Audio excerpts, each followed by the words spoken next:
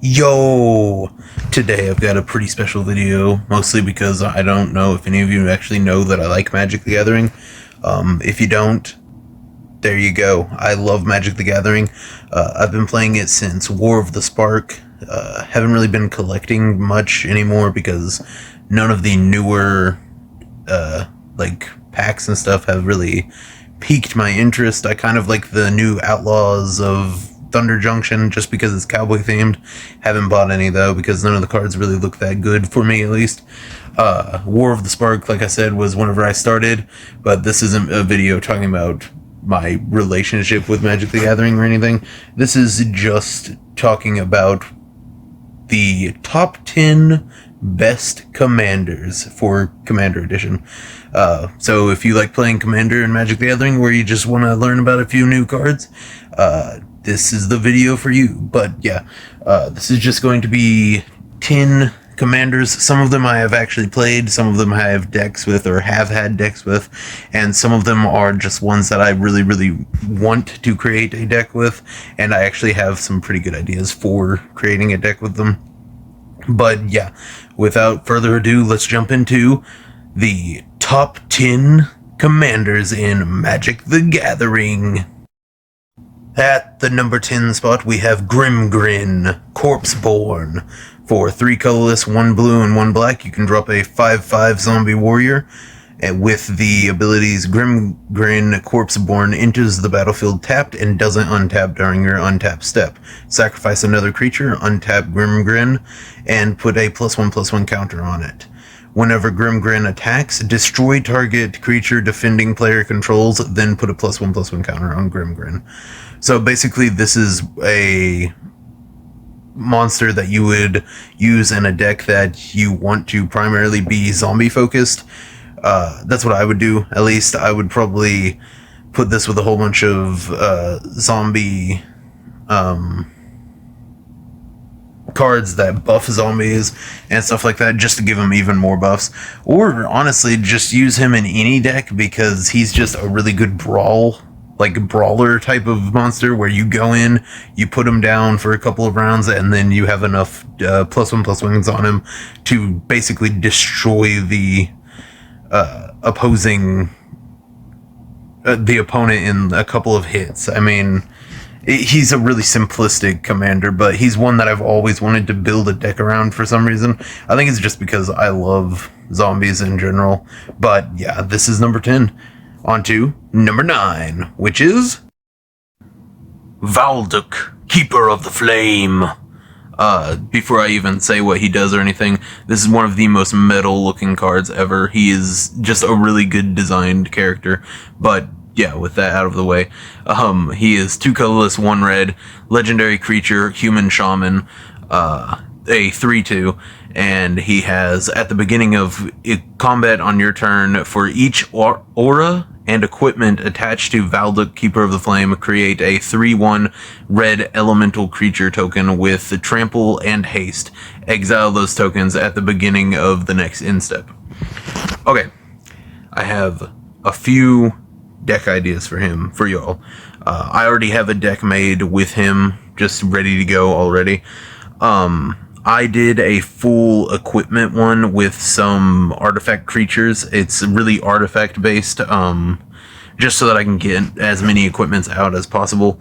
But if you don't want to do it only equipment based, you could, or artifact based like I did, you could absolutely make it elemental based, to where it's all about buffing the elementals that it brings out. I tried to do that, but I honestly just didn't want to put as much money as was needed for that. Oh, if you're looking for cards, go to cardkingdom.com. I don't know if you know about that. I feel like everyone that plays Magic probably does. I've heard that's where everyone goes for it, but just in case, they have really cheap cards that you can buy. I tried to do that, but I honestly just didn't feel like putting that much money into this deck, because I have another deck that I don't even have the commander for yet, and I need to get that one first. But yeah, you could do a full-on elemental deck, or you could do a equipment one like I did. The equipment one works fairly well. I might make a separate video just showing off the token creatures that I've made for the elementals. I absolutely love them that I've made. But yeah, this is just a really good, fun one to play. I lose a lot of the matches I play, but that might just be because I'm not very good at this game. And my deck is, I'll admit it, my deck is lacking. But if you could put together a really good deck, this would be an absolutely devastating opponent for anyone. But yeah, that was number 9. On to number 8. Okay, number 8 is Karumonix, the Rat King. This one came out fairly recently, I'm pretty sure. It came out in the Phyrexian line of cards. I think that was last year? Maybe the year before? Can't really remember. But for 1 colorless and 2 black, you can bring out a Phyrexian Rat. It has Toxic 1. If you don't know what that does, players dealt combat damage by this creature also get a poison counter. If you don't know what a poison counter is, once an opponent has 10 of those on them, they die automatically. And other rats you control have Toxic 1, which is absolutely insane. When Karumonix enters the battlefield, look at the top 5 cards of your library. You may reveal any number of rat cards from among them and put the revealed cards into your hand. Put the rest on the bottom of your library in a random order. Okay, I don't think I have to explain why this is so amazing, but just for those of you who don't know this game, having a whole bunch of creatures with Toxic 1 on them is insane, especially in a rat deck where he's buffing them, getting more of them out, and giving them Toxic 1. I mean, at a certain point, it's going to be a whole bunch of tiny rats that they can't really do anything about unless they have a board wipe or a lot of blockers. So, I mean, and all you got to do is hit them 10 times with the Toxic. And, I mean, I don't know. A lot of people say that using Toxic is awful because it's not fun to play against, but oh my god, it is so fun to play with. But yeah, that was number 8. So let's move on to number 7. Number 7 is Fynn, the Fangbearer. For 1 colorless and 1 green, you can bring out a 1/3 human warrior with Death Touch. And it has, whenever a creature you control with Death Touch deals combat damage to a player, that player gets 2 poison counters. Yeah. So, this as the commander with a whole bunch of Death Touch monsters. Yeah, I mean, none of them are going to want to block because of the Death Touch. And then the poison counters are just even more for them to have to deal with. So, I mean, you're going to get them either way, because if they block, they're going to lose all of their monsters. And if they don't, they're going to eventually get enough poison counters to where they just die. And, yeah, wait. Deals combat damage to a player, that player gets 2 poison. Okay, and it's 2 poison counters. I had to reread it just to make sure, but yeah, it's 2 poison counters instead of just 1, which is absolutely insane. That's only 5 hits before they're absolutely decimated, like just out of the game. That's awesome. I actually might make a deck around this dude. But yeah, that was number 7. Let's go on to number 6. Number 6 on this list is another rat monster, which I like rats in Magic the Gathering. I don't know what to say in defense of myself, but yeah, number 6 is Ashcoat of the Shadow Swarm. For 3 colorless and 1 black, you bring out a 3/4 rat warlock. With, whenever Ashcoat of the Shadow Swarm attacks or blocks other rats you control, get +X/+X until end of turn, where X is the number of rats you control. At the beginning of your end step, you may mill 4 cards. If you do, return up to 2 rat creature cards from your graveyard to your hand. Yeah, this is insane. Like, this is just a really good card in general, like with a rat deck, you know? I don't know. This is like, I feel like whenever people think of like a swarm type of deck in Magic the Gathering, they are always thinking goblin or zombies. I've never really heard anyone talk about making a rat deck, but all of these cards that are really good with rats just really, really make me want to make a rat deck. And I was going to make a deck with Ash Cove, the Shadow Swarm, and the other Phyrexian rat, but I don't know. They're just really expensive cards, honestly. I'm looking for more of a 59-cent type of card.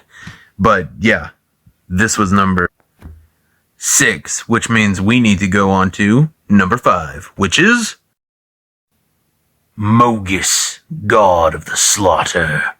I have him already, and I'm trying to get a deck made. He's one of the ones that I'm trying to get a deck made. I'm probably going to buy some cards for him and everything. But yeah, he's just a really good card. For 2 colorless, 1 black, and 1 red, you bring out a 7/5 legendary enchantment creature, God. It has indestructible. As long as your devotion to black and red is less than 7, Mogis isn't a creature. And it has, at the beginning of each opponent's upkeep, Mogis deals 2 damage to that player unless he or she sacrifices a creature. So, basically, even if it's not a creature, it's still a really good enchantment, just with the ability that it has. It's really good for making them sacrifice their creatures and if you want to make a deck where you punish people for playing the game, this is probably the card for you, for the commander at least.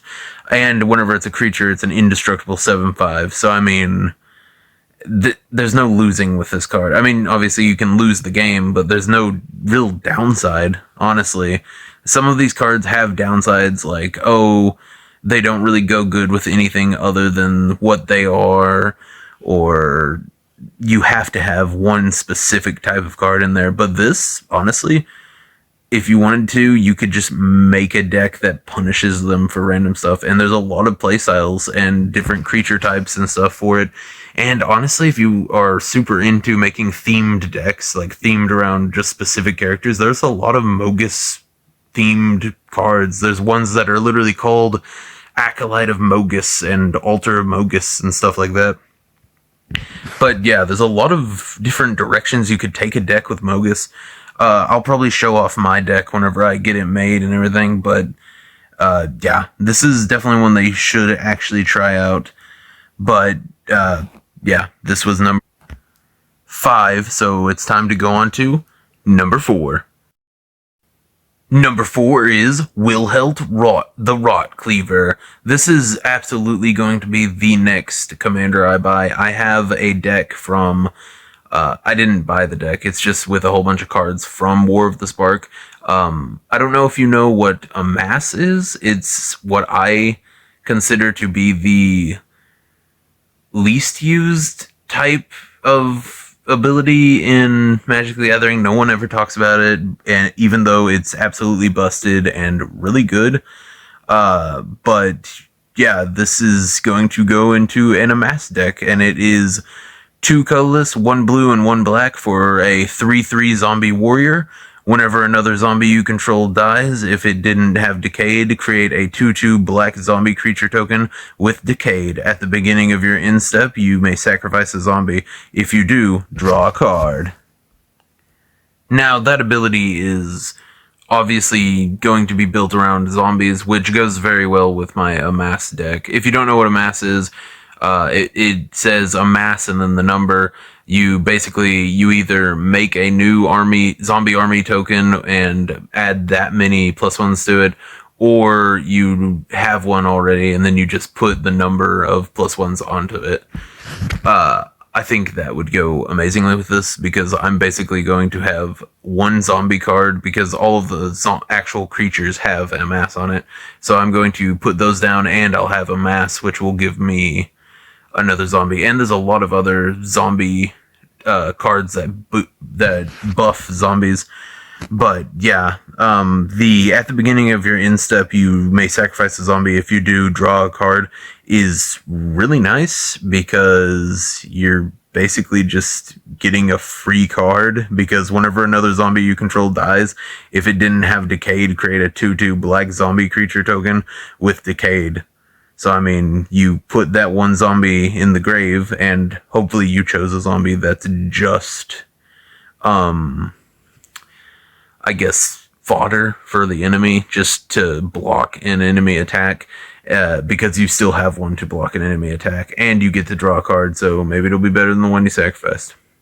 But yeah, this is number 4, and I think this is one that absolutely deserves more love. I've never seen anyone use Wilheld the Rock Cleaver. I saw a pre-made commander deck at Walmart once, but it was marked down, so I'm guessing nobody wanted it. But yeah, this dude's really cool. But yeah, that was number 4. So let's go on to number 3. Number 3 is Krenko Mob Boss. Whenever I said that the swarm type of, like, just build huge armies type of decks in Magic the Gathering is usually thought to be goblins, this is absolutely one that I think comes to everyone's mind whenever they talk about that type of deck, and this is Krenko Mob Boss. For 2 colorless and 2 red, you throw down a 3/3 Goblin Warrior. I know that's not a lot, and it's not very good, but then you read the ability, and you go, why is this allowed? It has tap. Put X 1/1 red goblin creature tokens onto the battlefield, where X is the number of goblins you control. This should be a war crime. If you use this, and you have even a simple, like, amount of knowledge over how to use your mana effectively and get a few small creatures out before everyone else, and you have good draw on the first draw, obviously, but if you have that, even the simplest idea of how to do that, you're going to be a manufacturer of soldiers. This is just a war crime, okay? Going against a Krenko Mob Boss is awful, and I know from experience. But playing him is really fun, and I know that from experience too. I guess what I'm trying to say is whether you have fun with this card depends on whether you're being war crimed on or war crimed with. I don't know. I love Krenko Mob Boss though. Yeah, this was number 3. Going on to number 2 now. Okay, we're on to the top 2. So this is the ones that I absolutely love using or would love to use. Rakdos the Showstopper, I own 4 separate cards of him. Don't have enough to make a commander deck with him though. I might show off my demon decks at some point just because I am super proud of it. I bought a pre-made demon deck from Card Kingdom, just one of their pre-made ones, and then I bought some Rakdos the Showstopper because there wasn't any in there, bought a few other cards, took some from my collection, and threw those in there, basically just dismantled the deck they gave me, kept the cards I wanted, and reevaluated everything else. But the deck I came out with is really good. Rakdos the Showstopper is a commander that I absolutely love, but let's just jump into what he actually does instead of me just gushing over him. 4 colorless, 1 black, and 1 red brings out a 6/6 demon with 6/6. That's 1/6 away. I don't think that's what they were trying to do, though. It's fine, it's fine.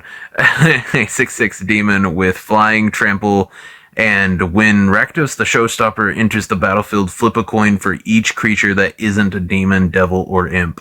Destroy each creature whose coin comes up tails. This is such a fun ability. It's really good, but it's also really fun. I don't know. I like leaving it up to chance. I like how it's kind of it's a gamble. I mean, if you have a board full of demons, devils, and imps, you're fine. But it is a gamble for everyone else, and it is fun to just flip a coin and be like, oh, okay, he survived, you nerd. And then flip a coin and just freak out whenever they die and just be like, yeah, I'm awesome. But yeah, this is absolutely one of the most fun commanders. The ability is really fun too. And I have 4 in that one deck, so, I mean, I usually bust out like 2 or 3 of them in one game, depending on how long it goes.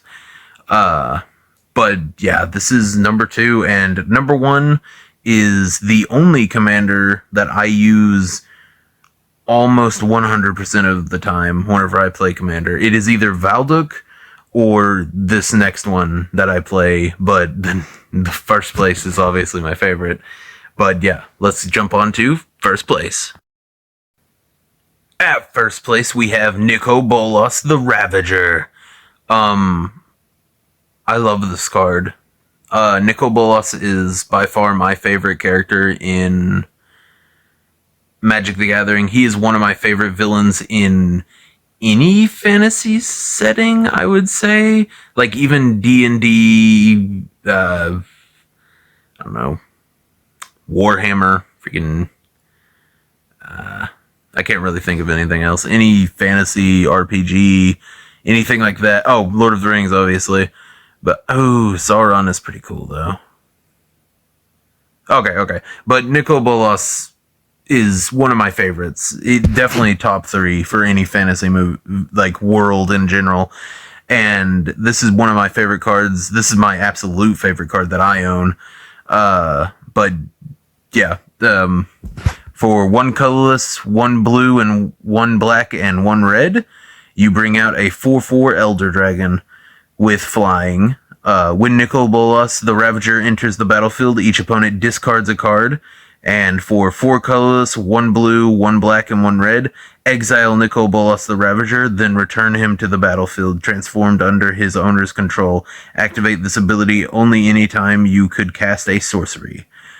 Yeah, even the front side is just really good. I love the art. I know I haven't really talked about much about the art. I would love to do a video actually diving into my favorite card art for this, or just Magic the Gathering art in general.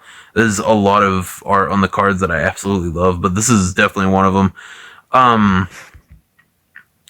My deck is built all around making them discard, which is one of the main, like, Grixis kind of things. If you don't know what Grixis is, it's just the color scheme, blue, black, and red. It's just that Rakdos is black and red. I might do a video explaining all of that, but for now, all you need to know is Grixis is just the blue, black, and red colors together. One of their main things is making them discard. It's kind of a deck made to make people hate their lives, honestly. I'm still building onto it, though, which, I mean, I'm building onto all of my decks still, but Nicol Bolas is just a really cool card, and the fact that it flips over to reveal this. Nicol Bolas, the Arisen. Yeah, this is a double-face card. You throw down a giant dragon, and then you flip it over to show a Planeswalker. If you don't know what a Planeswalker is, it has a starting health on the bottom right. You either plus it or minus it. It can die. For its +2, you have draw 2 cards. -3 is Nicol Bolas, the Arisen, deals 10 damage to target creature or Planeswalker. -4, put target creature or Planeswalker card from a graveyard onto the battlefield under your control. That one will save your life a lot of the times, just because you get to activate their entering the battlefield type of ability, and if someone else had one that, like, had a board wipe or something, you can just use that. It'll definitely save your life a whole bunch of times. And -12, exile all but the bottom card of target player's library.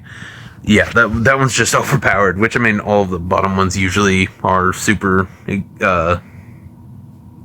big. I guess big is the best word for it.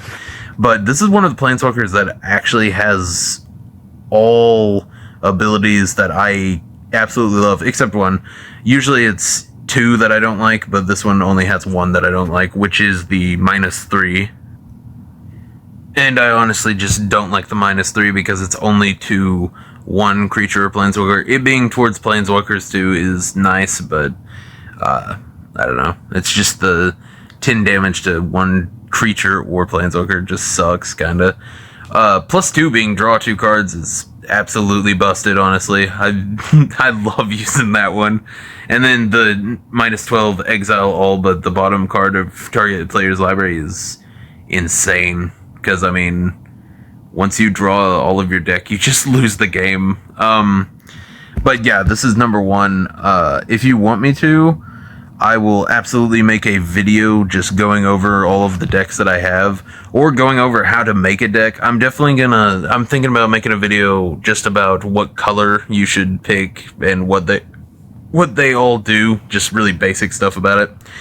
But yeah, if you like Magic the Gathering content, you should definitely like and subscribe. I have a few videos talking about my original cards that I've created that are like based on just stuff that I like. But yeah, if you like Magic the Gathering, if you liked this video, like, subscribe, all of that stuff. Tell me what you think about this top 10 list, and tell me what your list is. At least tell me what your favorite commander is, or what commander you've been playing. Yeah. Tell me what you think, and see ya.